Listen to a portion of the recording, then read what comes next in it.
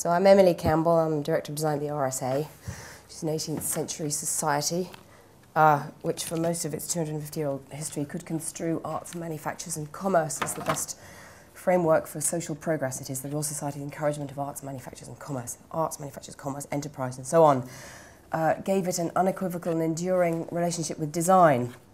Last year I published a new account of design for the RSA, looking again at how design could contribute to social progress and citizenship and so forth. And we argued that design's value today was that it could help everyone to be more resourceful and self-reliant. Designers are very resourceful and self-reliant, very ready to prototype and improvise, and very unafraid of disorder and complexity and uncertainty and so forth, very good at judging the relationship between part and whole. All these things we argued should be more generically adopted. This raises two challenges. The first, of course, is how. How do you redistribute the tools of design? How do you hand over enough design to more people that it's useful and effective? There's lots of people in this space. We've heard Nabil and Ezio talking about how they would recommend that might be done. Dot is in itself, I think, very vigorously and imaginatively giving a good workout to the idea that innovation might be led by citizens. So we're in this space too. I just want to give you a kind of hardcore example. I'm running a design training prototype for people with spinal cord injuries. Here's the idea. If you've broken your back and you're in rehabilitation, your goal is autonomy. It's independence, self-reliance. And have I not argued that design is something that can contribute to your self-reliance? So I'm arguing that as you're learning to catheterize yourself and transfer in and out of your wheelchair, actually a really good thing for you to learn is design.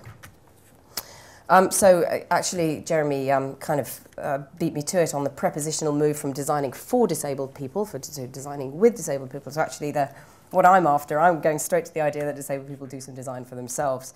Obviously, this is, in Ezio's words, not obvious. But I think if we can crack how to hand over enough design to be useful to people in this situation, we'll be in a position to hand that over to some other people as well, to replicate this idea.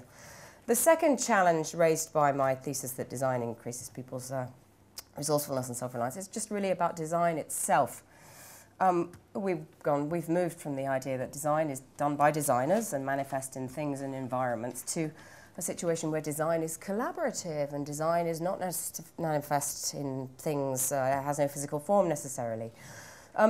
This argument about resourcefulness and self-reliance kind of places the RSA quite unequivocally in the kind of design thinking, design as a process camp, but we do recognize that actually as design begins to be invoked in everything from synthetic biology to public service reform, we really run the risk of losing a grip on what design means.